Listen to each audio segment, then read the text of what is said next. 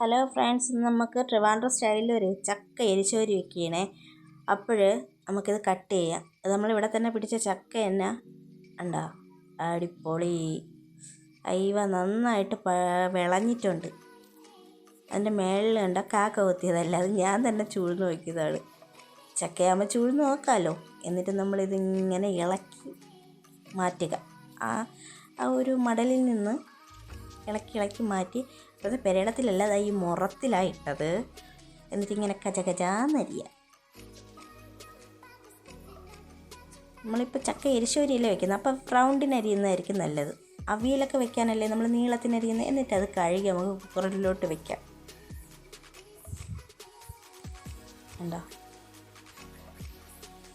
കാണാൻ തന്നെ എന്ത് ഭംഗിയാണ് നോക്കി. എന്നിട്ട് അതിൽ നമുക്ക് വെള്ളം ഒഴിക്കാം. വെള്ളം ഇങ്ങനെ ഒഴിച്ച് കുറച്ചൊന്ന് അതിന് ചക്കയേക്കാളും ഒന്ന് പൊങ്ങി നിന്നോട്ടെ വെള്ളം. എന്നിട്ട് അതിൽ നമുക്ക് ഉപ്പിടാം. അപ്പോൾ ചക്ക പറയും, അയ്യോ എൻ്റെ കൊതിച്ചേളേ, എൻ്റെ കൊല്ലല്ലേ. അപ്പോഴേക്കും നമ്മളത് കേൾക്കാതെ കുക്കറങ്ങ് അടയ്ക്കും. അടങ്ങി. എന്നിട്ട് നമുക്ക് പണ്ടാര എടുത്ത് തീ കത്തിക്കാം.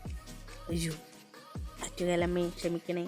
ഗ്യാസിന് തീ കൊളുത്തി എന്നിട്ട് കുക്കർ അങ്ങോട്ട് വെക്കാം. എന്നിട്ട് നമ്മൾ തേങ്ങ പൊട്ടിക്കണം.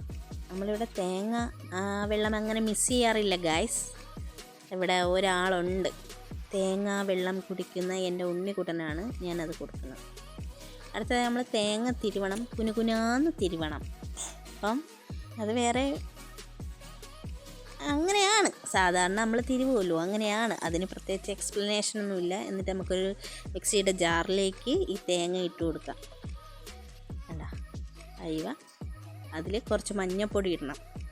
മഞ്ഞൾപ്പൊടി ഇട്ട് കഴിഞ്ഞിട്ട് അടുത്ത നമ്മൾ കുറച്ച് മുളക് പൊടി, അത് കഴിഞ്ഞിട്ട് അടുത്ത ജീരകം ഇട്ടിട്ട് നാല് എന്തൊരു പറയാം, അല്ലി വെളുത്തുള്ളി. ഓക്കെ. എന്നിട്ട് നമുക്ക് വയറിന് പ്രശ്നമൊന്നും വരാതിരിക്കുക, ചക്കയല്ലേ ഗായ്സ്. അപ്പോൾ നമുക്ക് കുറച്ച് കുരുമുളക് ഒഴിച്ച് വെള്ളം ഒഴിച്ച് നമുക്കൊന്ന് മിക്സിയിൽ അടിച്ചെടുത്ത്. എന്നിട്ട് അപ്പോഴേക്കും നമ്മളെ ഫിസിൽ കൂവാൻ തുടങ്ങി, അതിൻ്റെ എയറൊക്കെ കളഞ്ഞ്.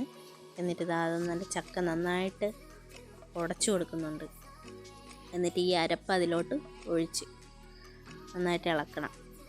കണ്ടോ, ഇപ്പം തന്നെ കളർ എന്തോ കളറെന്നൊക്കെയാണ്, കണ്ടിട്ട് തന്നെ കഴിക്കണം. എന്നിട്ട് നമുക്ക് അപ്പുറത്തെ അടുപ്പിൽ നമ്മൾ തീയിട്ട് ഒരു പാൻ അതിൽ വെക്കണം.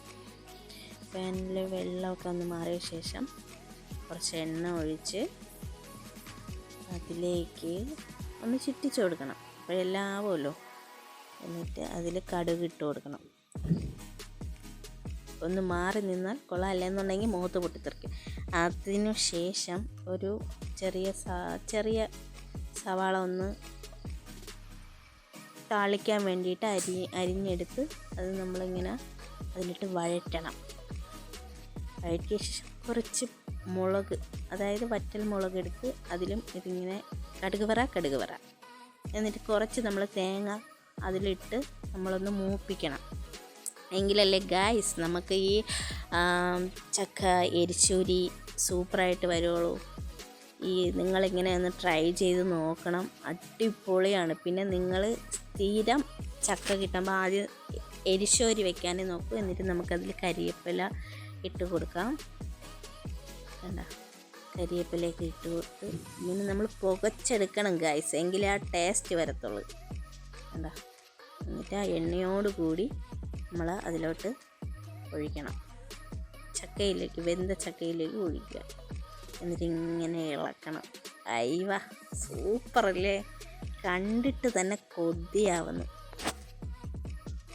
കണ്ട, ചക്ക എരിശോരിയിൽ കുറച്ച് ചോറ്, തോരൻ, അച്ചാറ്, നമ്മളെ എരിശോരി, മീൻ കറി എല്ലാം കൂടെ ചേർത്ത് നമുക്കൊരു പിടി പിടിക്കാം ഗായ്സ്. സൂപ്പർ ടേസ്റ്റായിട്ട് നമുക്ക് ഉച്ചയൂണ് കഴിക്കാം. കുറച്ച് നമ്മൾ ഇതുപോലെ എരിശൂരി നമ്മൾ ചോറിലിട്ട്, പിന്നെ ഒരു മീൻ കറി, അതിൽ നിന്നൊരു തോരനും കൂടെ ഒന്നിങ്ങനെ വേരവി അച്ചാറും കൂടെ എടുത്തിട്ട് വേരവി ഇതങ്ങോട്ട് എടുത്ത് വായിലോട്ട് വെച്ചാലുണ്ടല്ലോ ഗൈസ് സ്വർഗം. അപ്പോൾ ഇത്രയേ ഉള്ളൂ ഗൈസ്. അപ്പോൾ എൻ്റെ വീഡിയോ ഇഷ്ടമായെന്ന് വിചാരിക്കുന്നു. എല്ലാവരും ലൈക്ക് ചെയ്യണം, ഷെയർ ചെയ്യണം, സബ്സ്ക്രൈബ് ചെയ്യണം, ഫോളോ ചെയ്യണം. ഇനിയും നല്ല വിഭവങ്ങളുമായിട്ട് ഞാൻ വരുന്നതായിരിക്കും.